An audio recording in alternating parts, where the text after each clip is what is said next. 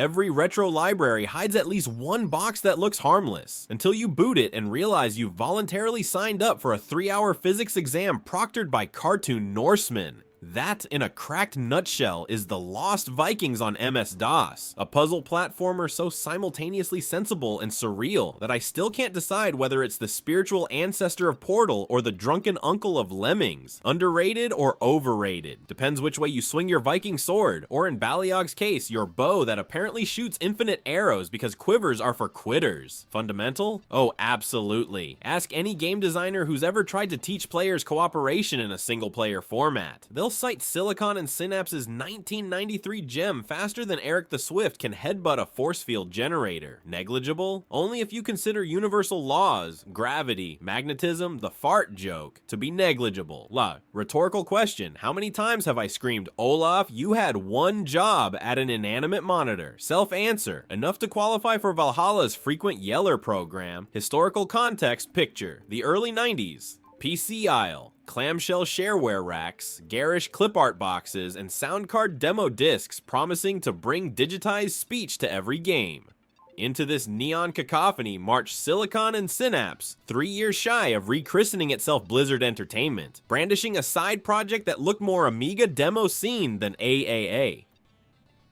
Interplay handled publishing duties, having already carved out an identity as that studio whose logo plays trumpet fanfare before dropping you into torment. The SNES version actually landed first in late '92, but the definitive DOS release followed quickly in 1993, giving Intel users a taste of cartoon carnage without needing Nintendo's plastic cartridges. Back then, platformers lived or died by mascot charisma. Sega had a hedgehog hopped on amphetamines. Nintendo had a plumber who'd inhaled enough mushrooms to star in a Grateful Dead poster.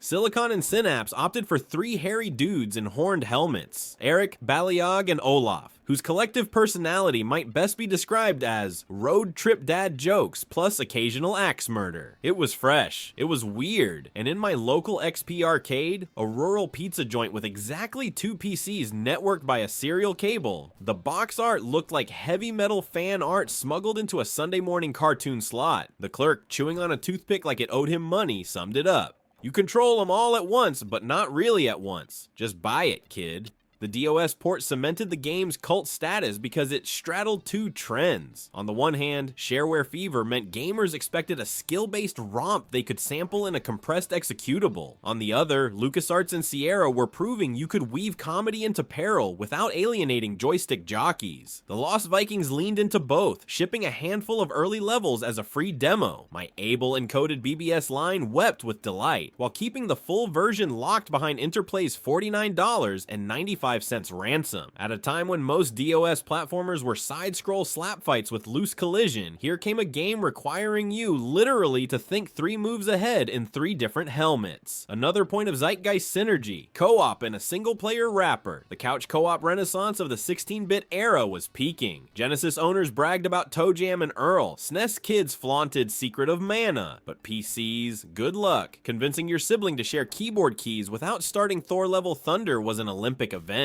Vikings circumvented that fight by letting one player hot swap between the trio, mimicking multiplayer synergy without actual siblings hogging the cartridge key. That single brain, multiple bodies design whispered to future Blizzard staffers inexorably. You can practically trace the Zerg creep from Viking timesharing to StarCraft's multi-unit micromanagement mentality. I'd be remiss not to mention marketing's sly mischief. The Genesis port, 1994, shipped with 5 extra stages unavailable elsewhere, a fact that shook DOS forums into heated debates about cartridge bribery. My teenage crew circumvented jealousy by printing ASCII maps from the GameFAQ's SNES FAQ, taping them around the monitor like war room blueprints, then bragging, "See, PC plays fine." Did that stop the argument? Number. Did it fuel dozens of late-night pizza-fueled speedruns?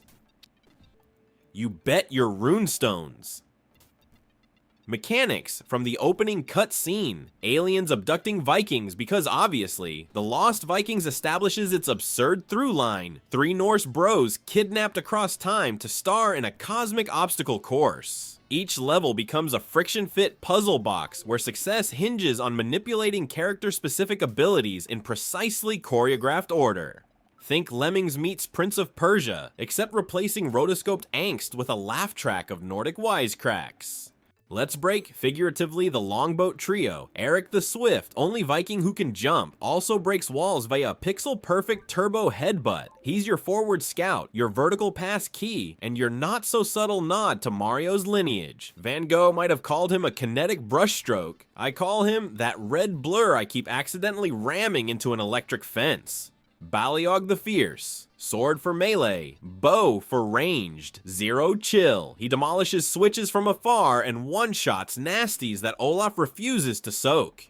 If Erik is the team's Nike swoosh of momentum, Baleog is the exclamation mark, rendered in 16-bit blood spatter on every solution. Rhetorical question, why does his bow have infinite arrows? Self-answer, Interplay hadn't invented paid ammo DLC yet. Olaf the Stout, a walking riot shield, quite literally. His massive buckler blocks projectiles, acts as makeshift parachute, and doubles as trampoline when raised overhead. He embodies my chosen absurd element, the shield as elevator paradox, the idea that a slab of wood and iron, by virtue of cartoon physics, can lift two fully armored men higher than any OSHA-approved forklift. Once you start noticing how many puzzles revolve around hopping on Olaf's shield like toddlers on a bounce house, you can't unsee the glorious lunacy. You control them sequentially, hit tab to cycle, making each screen a miniature turn-based tactics arena running in real time. Need to cross a bottomless pit? Send Erik first, clear a path, switch to Olaf to glide down a shaft, then pass control to Baleog to snipe a trigger before regrouping. Lives are communal. Lose any Viking and the level softlocks harder than Dark Souls ringing a death bell. The resulting tension feels like spinning 3 plates while juggling hot coals. One mistimed arrow and you reload, humming the game's delightfully funky mod soundtrack as penance. Level design escalates from Viking ship holds to Egyptian tombs to prehistoric jungles to neon-soaked future labs. Each environment layering new gadgets, gravity reversers, teleporter pads, conveyor belts hungrily chomping at platform boots. My favorite sadistic twist is the anti-gravity zone where Olaf becomes a makeshift ceiling sled. Remember the shield as elevator paradox. Here, Silicon and Synapse weaponized your muscle memory. The function keys you hammered for 20 levels now invert, turning an easy glide into a skull crunch if you forget to flip mental axes. Comparison corner. Lemmings forced you to assign roles to identical blobs. Lost Vikings assigns identities to roles, injecting personality into mechanic. Prince of Persia taught precision, but offered one athletic hero. Vikings trades acrobatic fidelity for group puzzle brain burn. Later, Oddworld Abe's Odyssey would adopt similar multi-step environmental riddles, but without the comedic banter that made Vikings feel like Saturday morning cartoons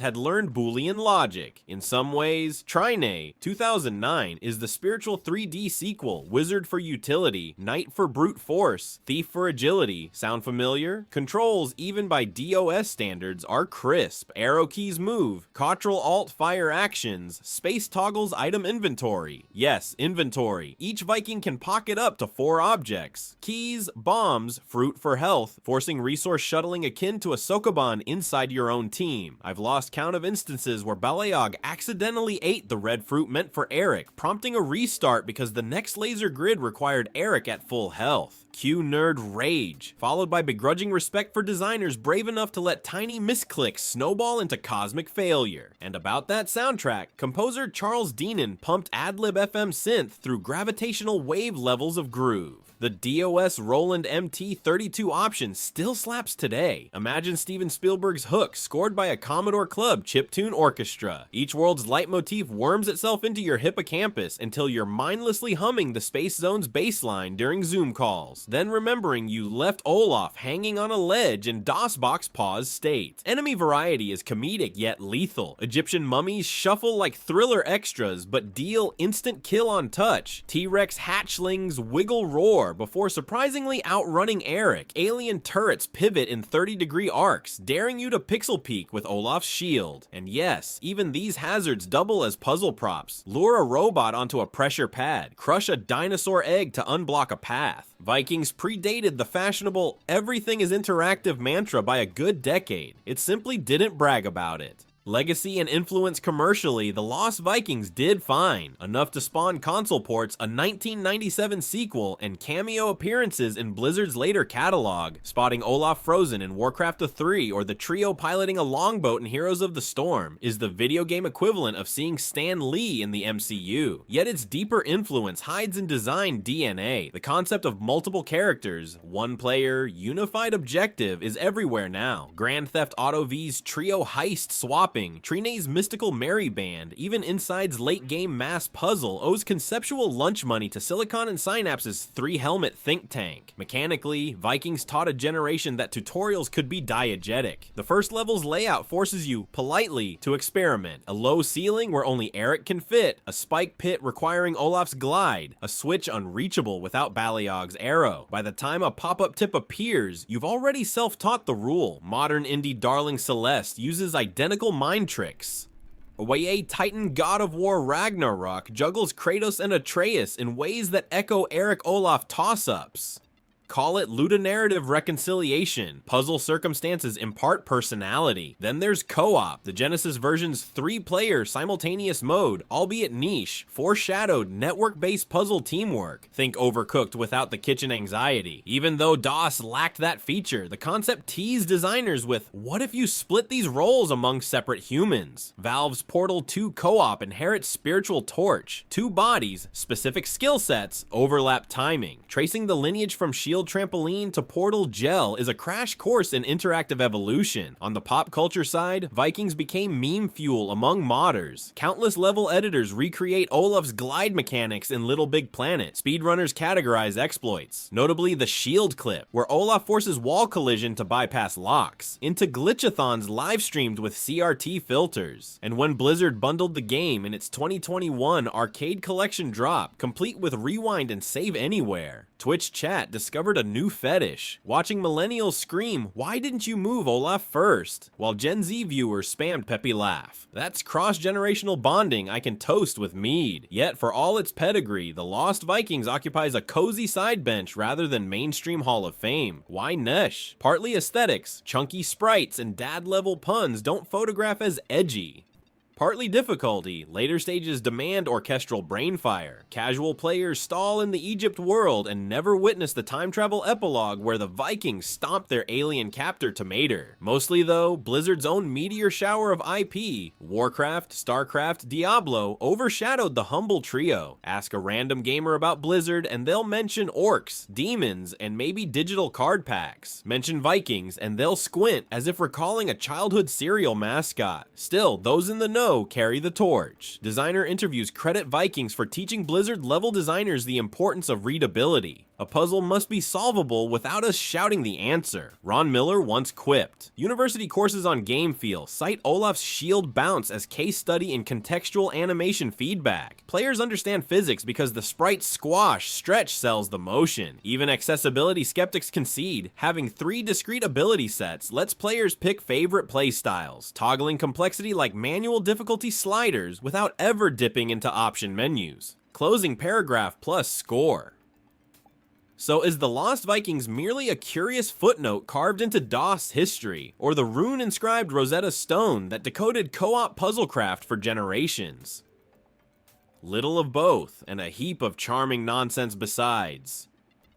Boot it today, whether via Battle.net's DOSBox wrapper or crunchy floppies, and the game still feels tight, witty, stubbornly fair. You'll curse when Baleog's arrow ricochets into Erik's back. You'll laugh when Olaf's shield parachute lets him Mary Poppins past laser grids, and you'll stamp desk corners when an alien conveyor resets all 3 helmets into lava. In other words, timeless, like any good saga told around a fire. My final verdict, delivered with all the gravitas of a pixelated horn helmet falling down a neon corridor, 9.0 out of 10. Not perfect. Heck, perfection's overrated, but essential, inspiring, and still teaching my 2025 brain new knots to untie.